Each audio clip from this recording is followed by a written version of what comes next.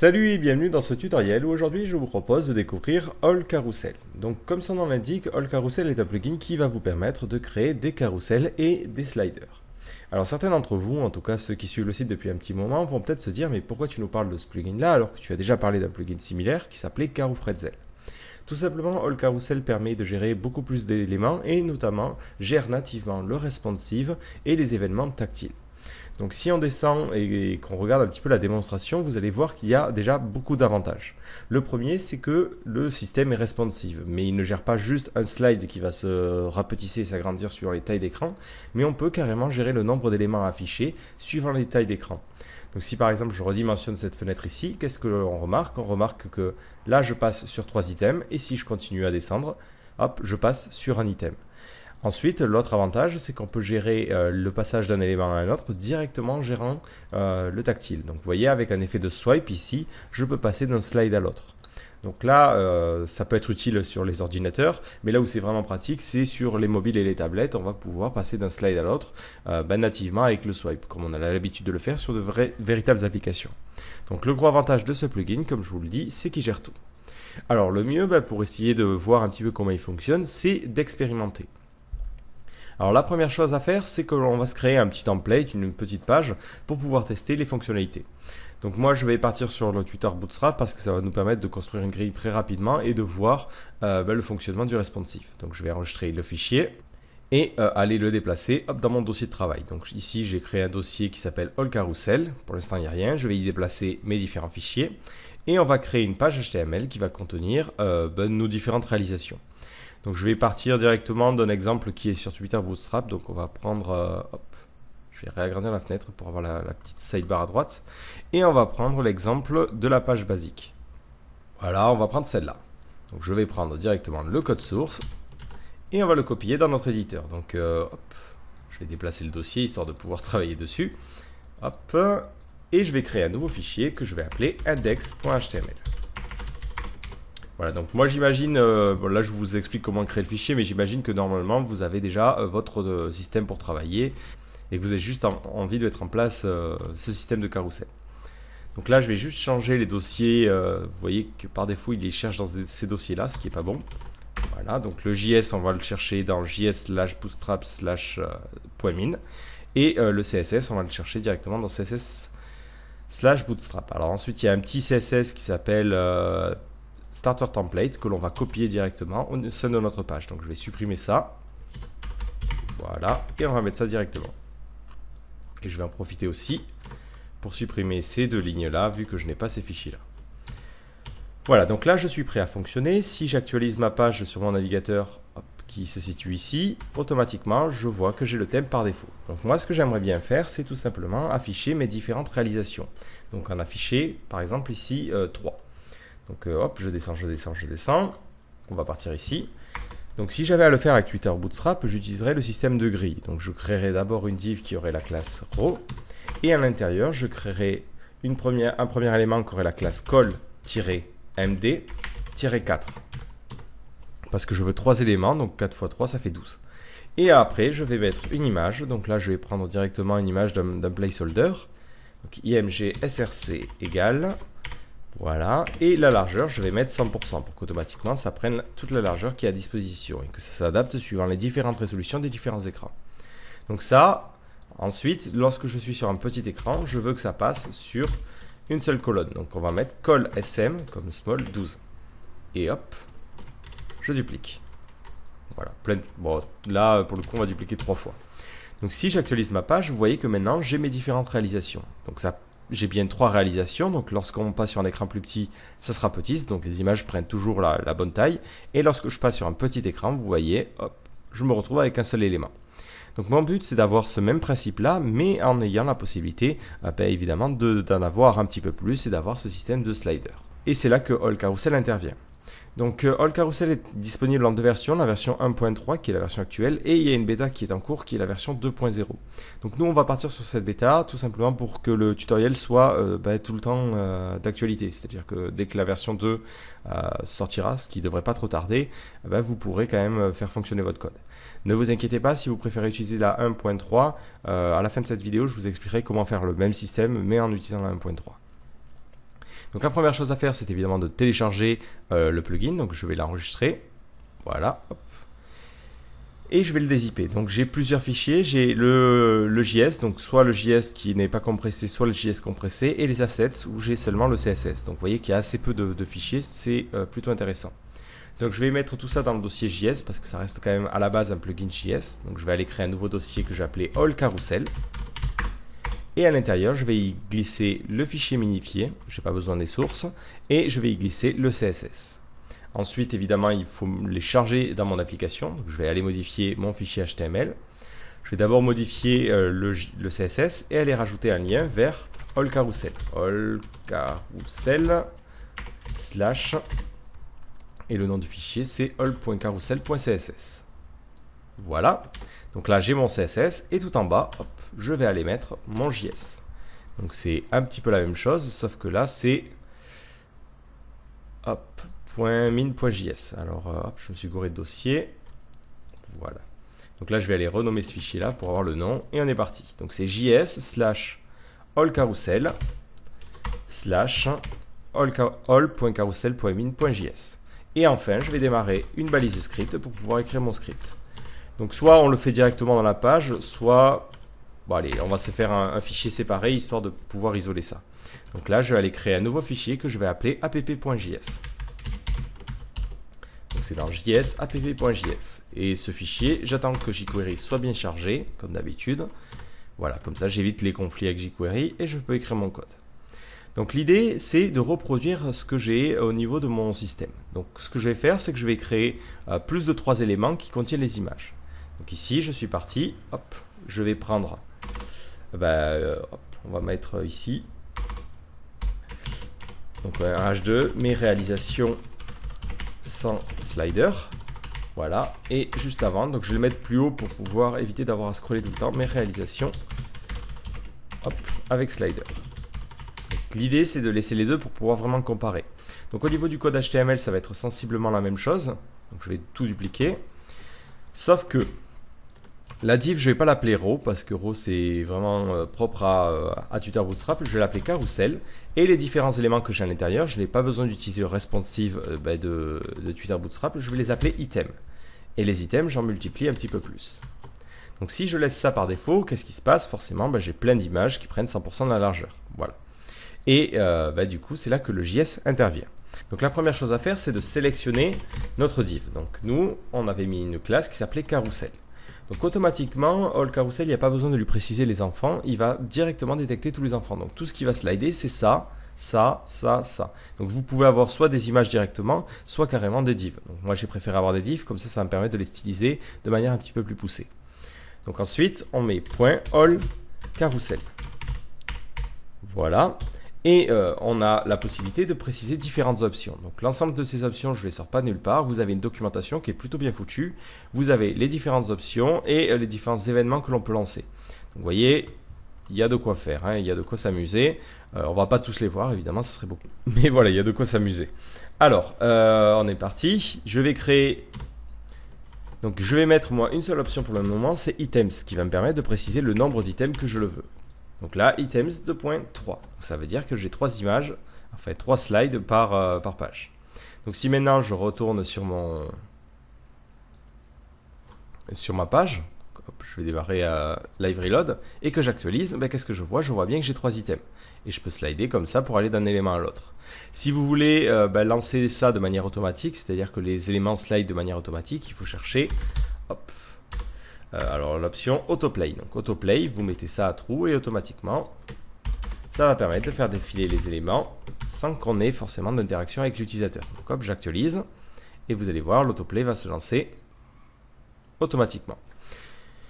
Voilà, alors je crois qu'il doit y avoir moyen de préciser la durée. Donc si on cherche autoplay timeout, voilà, par défaut c'est toutes les 5 secondes, mais vous pouvez évidemment changer ça. Donc là j'ai bien mes 3 éléments qui défilent. Alors première chose à noter, c'est que nativement il est responsive, c'est-à-dire que si vous redimensionnez, vous voyez que les images, et de manière générale, il s'arrange pour qu'il y ait toujours 3 items, et comme ça chaque item va être redimensionné, et du coup mes images vont bouger. Donc l'avantage c'est que par défaut on n'a pas à gérer ça. Si vous remarquez un petit délai, c'est-à-dire que lorsque je bouge, vous voyez que ça met un temps à s'actualiser, c'est parce que par défaut, lorsque on cherche un responsive, voilà, il ne refresh les images que toutes les 200 millisecondes. Tout ça pour éviter des problèmes de performance au niveau du redimensionnement. Donc c'est pas très gênant parce que normalement il n'y a personne qui est censé s'amuser à redimensionner votre fenêtre toutes les 3 secondes. Hein. Donc le problème que j'ai ici, c'est que bon, c'est sympa, mais j'ai un petit problème, c'est au niveau des marges. Si je compare à ce que j'ai plus bas, ben, mes éléments évidemment ont un espace. Donc on peut gérer ça en utilisant l'attribut margin. Margin va nous permettre d'indiquer la marge à droite que l'on veut. Donc par défaut, les éléments sur Twitter Bootstrap ont une marge de 15 pixels, donc qui s'additionnent. Donc au total, ça fait une marge de 30 pixels. Donc automatiquement, hop, je mets ça. Et vous allez voir, j'obtiens exactement et rigoureusement le même effet. Alors le dernier problème que l'on a, c'est le vrai responsive. On veut que ces 3 slides deviennent un seul lorsqu'on rapetisse l'écran. Donc là on a un attribut qui s'appelle responsive, qui est un objet qui va permettre de gérer les différents niveaux de responsivité entre guillemets. Donc par exemple on peut dire qu'au début, donc c'est à 0, le nombre d'items que l'on veut, c'est 1. Ensuite, par exemple, lorsqu'on atteint le premier breakpoint, donc ici je vais inspecter pour détecter à quel niveau il est, ou même si vous cherchez au niveau de Twitter Bootstrap, vous allez dans CSS, hop, alors vous redimensionnez pour avoir droit au petit menu à droite, vous allez ensuite dans Grid System, et vous allez avoir les différents niveaux.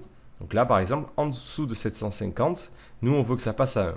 Donc là, on dit au-delà de 750, le nombre d'items passe à 3. Et de manière générale, on peut même dire que la margin passe à 30. Parce que dans tous les cas, on n'a pas besoin de marge quand on n'a qu'un seul item.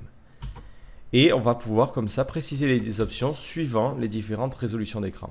D'ailleurs, non, là c'est pas 750, c'est 768. Je me suis gouré, j'ai juste pris la largeur du container.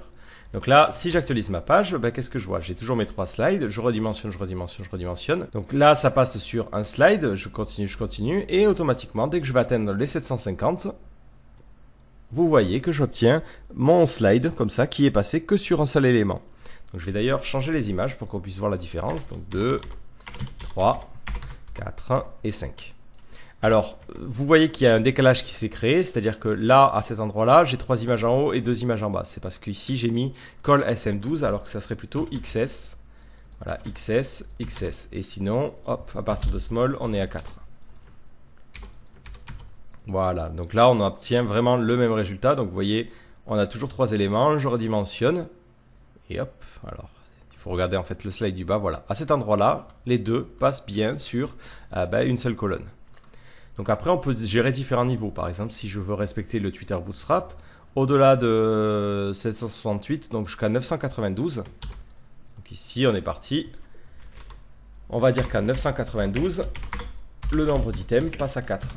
Et de la même manière, les margins passent à 30 toujours. Donc si jamais vous avez différents niveaux de marge suivant les différentes résolutions, vous allez pouvoir le gérer là. Donc automatiquement, et je n'oublie pas de mettre la virgule ici. Donc automatiquement, si j'actualise, sur un petit écran, j'ai un slide. Donc j'agrandis, je continue à agrandir. Là, je passe sur 3 slides, j'agrandis en très grand, et là, je passe sur 4 slides. Et vous voyez que c'est très très simple à gérer. On peut vraiment gérer ça comme on le souhaite et adapter suivant les différentes résolutions d'écran. Donc ensuite, si vous voulez mettre en place la navigation, si vous examinez un petit peu ce slider, vous voyez qu'il entoure notre... Alors je sais plus comment on inspecte. Vous allez voir qu'il entoure en fait notre système de carrousel et en dessous il met comme ça une div qui est la classe All Controls, qui a 2 divs, une qui s'appelle All Nav qui permet de mettre en place la navigation suivante et précédente, et les points qui permettent de gérer la pagination. Donc si vous voulez gérer ça, par défaut vous voyez qu'il y a des display none, donc vous pouvez les gérer en CSS, mais si vous voulez les afficher, nav vous mettez ça à true, ça active la navigation précédent et suivant, et dots vous mettez ça à true, ça active les différents petits points. Donc par défaut il ne propose pas de thème. Donc, vous voyez que j'ai ces éléments-là, hein, je peux cliquer pour aller d'un élément à l'autre. Mais si vous voulez mettre en place un CSS particulier, c'est vraiment à vous de le faire. Voilà, donc là vous voyez qu'on a créé très simplement, avec très peu de lignes de code, un système de carrousel qui fonctionne pour toutes les résolutions d'écran et qui va s'adapter surtout pour les mobiles. Donc ce que je vais faire, c'est que je vais vous faire la même chose maintenant pour la version 1.3 pour ceux qui ne sont pas forcément très motivés pour utiliser une version qui est encore libellée comme bêta. Donc je vais aller créer, je vais déjà télécharger le plugin, voilà, et je vais l'ouvrir. Et ce plugin, je vais aller le mettre dans un dossier que je vais appeler, non pas All Carousel, mais All Carousel 1. Voilà, comme ça on pourra faire la différence entre les deux. Donc hop, All Carousel 1. Donc à l'intérieur, je vais glisser tout ce que j'ai dans ce dossier-là. Donc vous voyez qu'il y a un petit peu plus de choses, mais au final, on va utiliser vraiment les mêmes éléments. Vous avez des thèmes qui permettent directement d'avoir les paginations et tout ça, mais nous, on n'en aura pas besoin. Je vais créer un nouveau fichier index.html que je vais appeler tout simplement old.html, qui contiendra la version 1. Donc globalement, au niveau des fichiers, c'est un petit peu la même chose. On a un fichier CSS donc, que je vais mettre dans ce dossier-là. Et j'ai ensuite un dossier JS que je vais mettre, qui sera dans ce dossier-là. Donc c'est le même nom de fichier, c'est l'avantage. Donc si je fais ça, et que sur mon navigateur, je vais sur la version old, donc c'est à cet endroit-là, je vais sur old.html. Mais vous voyez que j'ai mes systèmes de slides qui fonctionnent encore parce que il comprend ce paramètre-là et ce paramètre-là. Après tous les autres, il ne les comprendra pas. Donc ici, on va revenir vraiment à la base de la base et on va voir comment obtenir le même résultat. Donc ici, hop, on est parti. Je mets items, items 2.3. Alors, si vous regardez, il faut aller encore une fois sur Customizing et vous avez les différentes options. Donc on a ici le nombre d'items, c'est ce que j'ai choisi, et vous voyez qu'on a différents paramètres qui sont un petit peu particuliers, qui contiennent un tableau, qui permet en fait d'indiquer le nombre d'items que l'on a à partir de cette résolution-là. Donc moi ce que je vous conseille, si vous voulez vraiment avoir le contrôle sur tout, c'est plutôt d'utiliser ce paramètre-là. Items Custom, il vous permet directement de créer un tableau de tableaux, qui va permettre de dire combien j'ai d'items suivant les différentes résolutions. Par exemple, à 0, j'ai un item, comme j'ai fait tout à l'heure. Et à partir de 768, hop, j'ai 3 items. Et je continue. Donc si je prends ce que j'avais fait tout à l'heure, d'ailleurs, hop, on va garder ça parce que ça peut être utile. Je vais essayer de revenir en arrière sans tout supprimer. Voilà. Donc là, on va l'appeler all carousel 2.0. Et là, ça sera carousel 2. Et sinon, hop, ça sera carousel juste normal. Alors, dans le cas de all carousel 1, donc on va mettre un petit commentaire histoire de s'y repérer. Voilà. Donc, comme je vous l'ai dit, on est reparti. Hop. On met items à 3 par défaut. Et ensuite, on gère le responsive avec items custom. Donc, c'est un tableau de tableaux. Donc, de 0, il y a un item. Ensuite, à 768, j'ai 3 items. Et ainsi de suite. À 992, j'ai 4 items. Voilà, c'est comme ça que l'on va pouvoir gérer les différents niveaux de responsivité. Alors, je ne sais pas si ça se dit, mais c'est l'idée. Ensuite, on a d'autres paramètres, comme par exemple la navigation. Hop, voilà, qui permet de gérer, est-ce qu'on veut la navigation, on peut gérer les textes. L'autoplay, qui lui peut cette fois-ci prendre carrément, être un booléen. Donc, soit false pour dire on ne veut pas de navigation, soit directement une durée. Par exemple, si on met 3000, ça fera slider toutes les 3 secondes. Voilà, donc bon allez, on va mettre autoplay à 3. Voilà. Et si j'actualise ma page, hop, qu'est-ce que j'obtiens? J'obtiens le même résultat. C'est-à-dire que là, j'ai 3 slides. Hop, si je rapetisse, je passe sur un slide. Et si j'agrandis en grand, j'ai 4 slides. Par contre, j'ai un problème, c'est un problème d'espacement.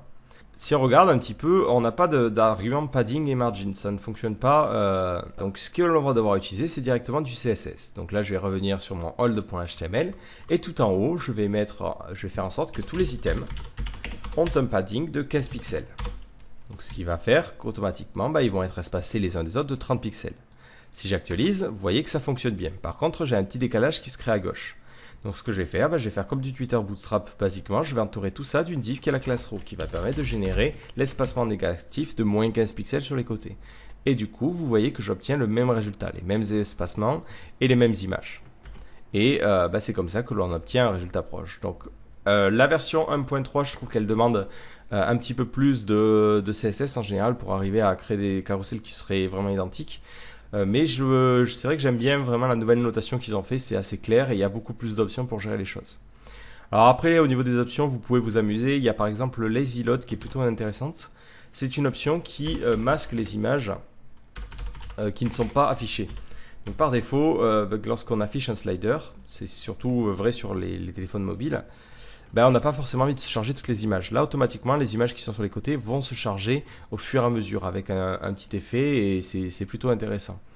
Donc, hop, il y a un petit exemple ici. Donc vous voyez que par défaut, toutes les images ne sont pas chargées. En fait, plutôt que de faire un IMG SRC, il utilise data-src. Donc allez, on va pas se prendre la tête, on va le faire, on va le faire sur celle-là. Donc plutôt que de mettre des SRC partout, pom pom, ils mettent data-src, ce qui fait que par défaut, le navigateur ne va rien charger. Et ensuite, c'est all carousel qui va mettre en place ce système de chargement. Et ça marche pas parce que forcément, j'ai pas bien lu la documentation. Il faut rajouter une classe particulière sur mes éléments. Donc là, hop, il faut rajouter la classe. Voilà, lazy all. Donc la chouette paresseuse. Et si j'actualise, vous voyez que j'ai bien, comme ça, mon effet de chargement. Donc les images qui sont sur les côtés ne se chargent que lorsqu'elles sont affichées. Donc si on est sur un téléphone portable qui a un 3G qui galère un petit peu, c'est mieux en termes de performance. Bon, après au niveau des effets, c'est bizarre parce que vous voyez quand on slide, l'élément ne s'affiche pas, mais ça permet vraiment d'avoir une optimisation aussi du chargement de la page.